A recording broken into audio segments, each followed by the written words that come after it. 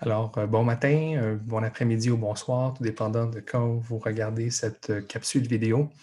Mon nom est Man Zawadi, je suis professeur adjoint dans la faculté de médecine, département de génétique humaine à l'Université McGill. Je suis aussi directeur exécutif du Centre de génomique et politique, ainsi qu'un membre associé du département de bioéthique de l'Université McGill. C'est un grand plaisir, dans le sein de notre colloque, de vous présenter une capsule vidéo qui traitera de ce que fait la COVID-19 de la recherche en regardant plus spécifiquement l'exemple des biobanques. Et donc, dans ma présentation, je vais vous parler de deux initiatives. La première, c'est la biobanque québécoise de la COVID-19 qui s'est enchaînée depuis l'annonce de la pandémie, donc depuis l'annonce des mesures d'urgence ici au Québec en mars. Et je vais vous parler aussi de l'initiative Cancogen, mais plus spécifiquement l'initiative qui traite du séquençage du génome humain, donc du génome du hôte, l'initiative OSEQ. Cette présentation-là sur les biobanques ou sur la recherche se fera en deux lieux. Donc, premièrement, ma présentation qui traitera de ces deux initiatives et par la suite, mon collègue Yann Joly enchaînera dans sa propre vidéo que je vous suggère fortement de voir sur l'autre volet du projet Cancogen fédéral, donc celui qui traitera du séquençage du virus, donc le ViralSeq, l'initiative ViralSeq. Et dans nos présentations, nous essaierons bien sûr de vous parler un peu de ces projets ainsi que certains enjeux que nous avons dû faire face, mais aussi que nous ferons face dans le futur pour en fait vous donner une bonne idée des biobanques qui se font, qui se forment, ainsi que les projets où il y a du partage des données qui se font pendant une pandémie. Et donc, pour ceux qui suivent, bien sûr, les questions au niveau de la génomique, ce serait une image qui vous sera très familière. Mais en fait, depuis vraiment ce temps où on a été capable de mieux comprendre et de séquencer le génome humain, on a mieux compris les différentes associations qui se font au niveau des gènes, au niveau des décisions que nous prenons dans notre vie, au niveau de notre façon de vivre, ainsi que bien sûr l'environnement. Et ces interactions-là ont un effet sur les maladies qu'on appelle les maladies complexes. Et grâce à cette nouvelle découverte, on a également réussi à avancer au niveau de la technologie qui nous permet de mieux comprendre ces résultats qui viennent d'outils quand même assez performants. Au niveau des biobanques aussi, en 2009, ça a été vu par Time comme étant une des 10 idées qui changent le monde aujourd'hui. Euh, Pendant ce temps, lorsqu'on regarde un peu ce que le Time avait écrit dans le temps, ils n'avaient pas nécessairement la compréhension complète de ce qu'est une biobanque. Ils le voyaient beaucoup au niveau financier, dans le même modèle. Mais en fait, les biobanques sont bien sûr utilisées dans le contexte de la santé au niveau de la recherche. 11 années plus tard, en 2020, Time est revenu encore à parler des 12 innovations qui changent le monde de la santé et de la médecine. Et les biobanques en font partie, mais les biobanques internationales, où il y a une collaboration internationale. Et c'est très intéressant parce qu'en 2009, on parle de biobanques plus généralement, mais ici, on parle maintenant d'un côté un peu plus translationnel, où les biobanques vont jouer un rôle important dans la translation d'informations, et de données, de découvertes au niveau, jusqu'en clinique, en fait. Et donc, le focus de cet article était beaucoup sur les projets internationaux, les projets où il y a beaucoup de diversité. Ici, on parle de projets qui se font en Afrique. Mais ça vous donne un peu une idée de l'évolution de la façon dont on voit les biobanques à travers le temps. Et il y a aussi une évolution également au niveau de la participation. Lorsqu'on parle de projets ou de recherche, généralement, classiquement même au niveau juridique, on parle souvent d'essais cliniques Et tout dépendant des stades de l'essai clinique, ce qu'on peut avoir en tant que participant pourra changer. Généralement, on parle de recherche, donc on parle d'avancer nos connaissances, mais il y a eu certains cas où il y a un certain bénéfice. Au niveau des biobanques, le bénéfice n'est pas individuel et il n'est pas direct non plus. On parle ici d'une forme d'altruisme que font les participants pour donner leurs données et leurs échantillons afin d'avancer nos connaissances et bien sûr s'assurer que les avancées ont un impact au niveau clinique. Dans la plupart des cas, au niveau des biobanques, on parle de recherche longitudinale, donc on parle de retombées dans 10, 15, 20 ans. Et donc, ce qui est intéressant, c'est qu'on a vu encore une fois cet altruisme se refaire surface, surtout pendant cette pandémie, et l'intérêt, dans ce cas plus spécifique, pas des participants qui sont asymptomatiques, mais de participants qui ont été des patients pour donner leur échantillon pour la recherche sur la COVID-19. Un cas clair de solidarité de la part des participants.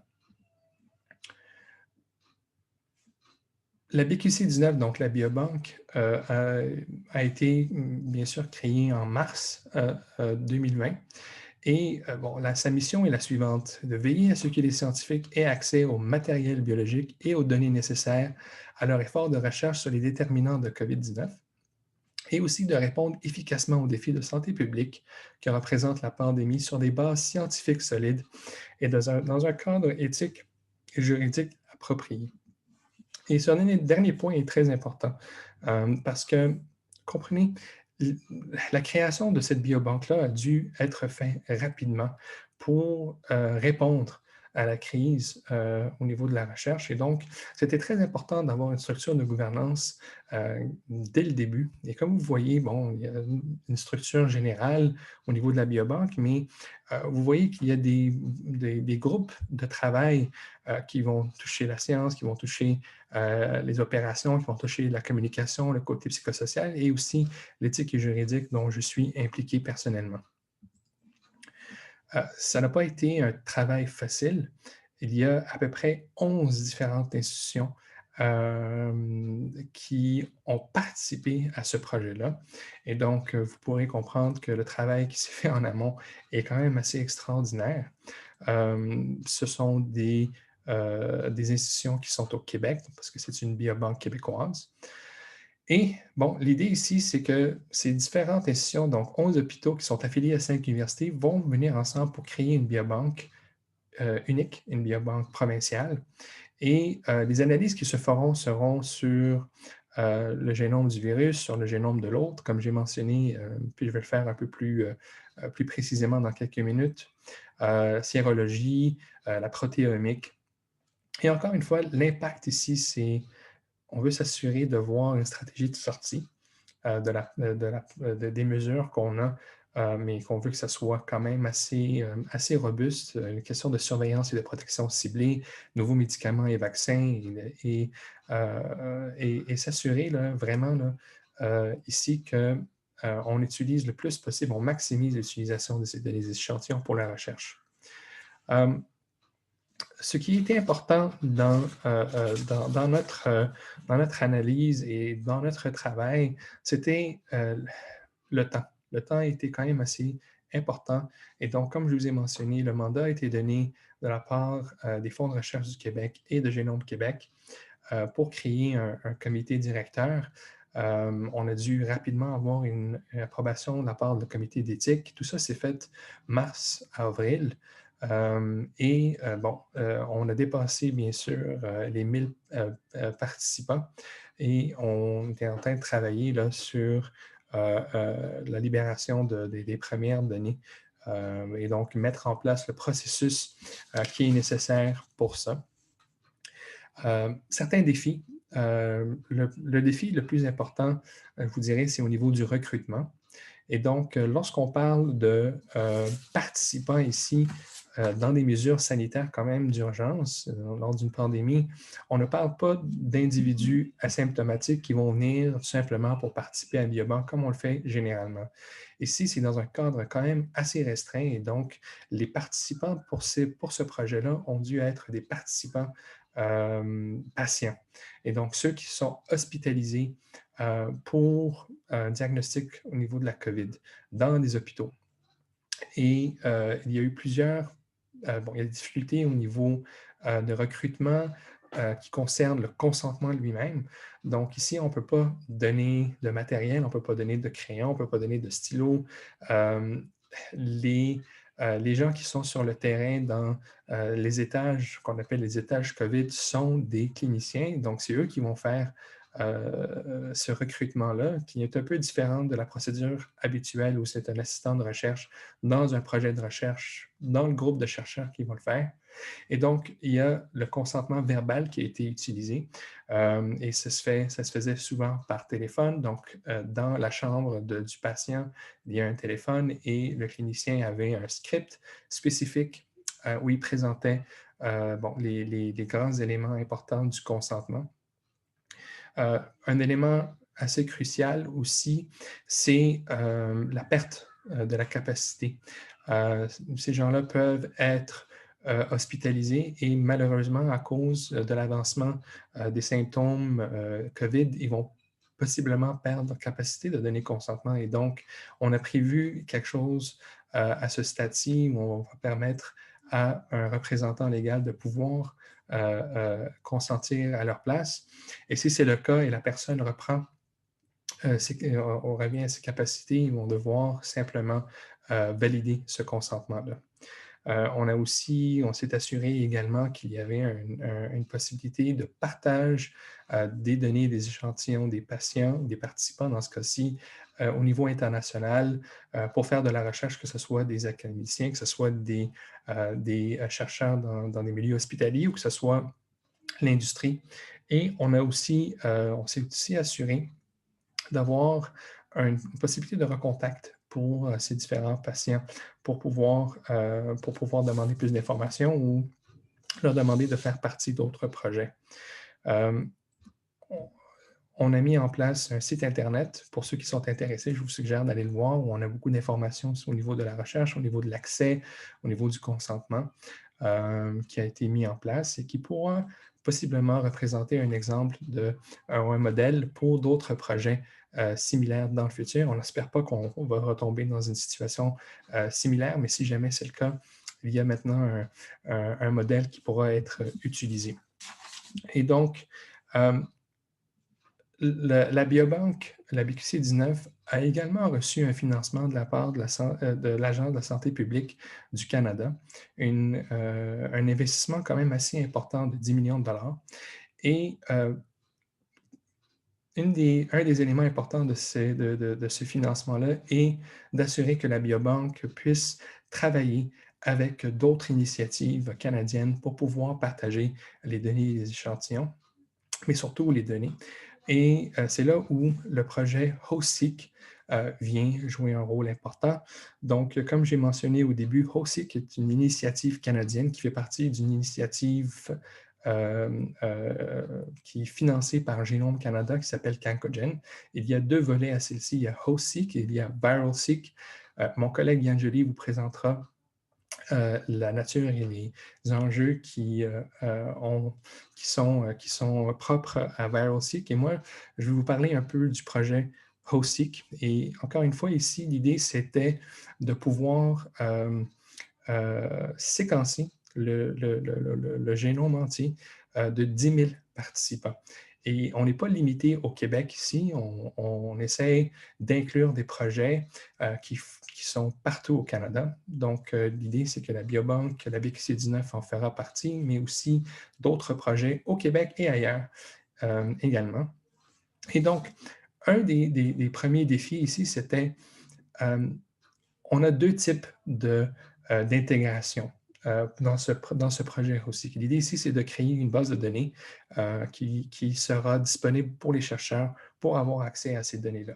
Et donc, le défi était de la façon d'intégrer ces projets de recherche qui existent déjà, mais aussi ceux qui vont être ceux qui vont être également inclus dans le futur, et donc on appelle ça un recrutement prospectif. Pour ce qui est de l'intégration rétrospective, ce qu'on a dû faire, et moi je suis impliqué dans la partie de la gouvernance et la partie de consentement, ce qu'on a dû faire, c'est s'assurer d'avoir un, euh, une liste d'éléments qui doivent être présents dans les consentements de projets qui existent déjà. Et on a voulu s'assurer qu'ils respectent ces éléments-là avant de pouvoir intégrer les données qui se trouvent dans cette biobanque vers HostSeek. Et la même chose aussi pour les projets prospectifs. On voulait s'assurer qu'il y avait un modèle de consentement qui aura des éléments de base, qui pourra être partagé avec toutes les différentes institutions qui sont intéressées à inclure les données dans HostSeek. Ce qu'on veut s'assurer, c'est qu'il y a un pouvoir de pouvoir partager les données avec les chercheurs, partager avec l'industrie, s'assurer aussi qu'il y a un élément au niveau de la commercialisation, s'assurer qu'il y a des éléments traitant du stockage des données qui pourront être faits dans une base de données canadienne, qu'il y a un recontact qui est possible, ainsi de suite. Donc, assurer cette consistance-là au niveau pan-canadien était extrêmement important pour nous. Il y a beaucoup de défis qui vont venir, et un des défis, c'est l'implémentation vraiment de cette base de données-là et le partage des données. Donc, on a créé deux types de partage, un partage ouvert et un partage contrôlé. Donc, le partage ouvert ici, on parle souvent de données agrégées au niveau génomique ou phénotypique. Et les données contrôlées ici, ce sont les données qui sont propres à des individus, qui peuvent inclure des données phénotypiques et aussi des données qui sont liées au séquençage viral. Les chercheurs peuvent accéder à ça, et donc on est en train de préparer un système d'accès qui est efficace, qui est éthique, qui va permettre aux chercheurs de pouvoir utiliser les données pour la recherche. Ça va nécessiter, bien sûr, une évaluation éthique pour les chercheurs qui sont intéressés et une évaluation par un comité d'éthique, par un comité d'accès spécifique, là, spécialisé pour ce projet-là. Il y a aussi un intérêt d'intégrer des données qui vont venir des Premières Nations, et ça, c'est un élément quand même assez important pour la représentativité et la diversité de ce projet-là, mais qui inclut aussi certains défis. On veut s'assurer que cette intégration-là se fait de la bonne manière, qui se fait de manière éthique, qui respecte les coutumes et les droits des Premières Nations. Et donc, nous travaillons présentement à créer des modèles qui vont faciliter cette collaboration-là dans le futur.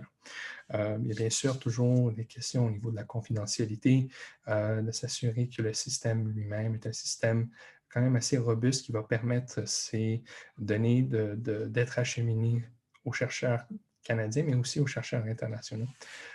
Et donc, tous ces éléments sont présentement, qui font partie des discussions qui se font présentement pour ce projet-là. Voilà, donc je voulais remercier bien sûr les donateurs de ces projets-là, et espère aussi pouvoir avoir des discussions avec vous sur ces projets-là dans le futur, et d'essayer de trouver des champs d'intérêt communs que nous pourrons bien sûr explorer encore davantage. Voici donc notre équipe au Centre de génomique et politique. Je vous remercie beaucoup pour votre attention, et donc j'espère pouvoir discuter avec vous de ces projets dans le futur. Merci.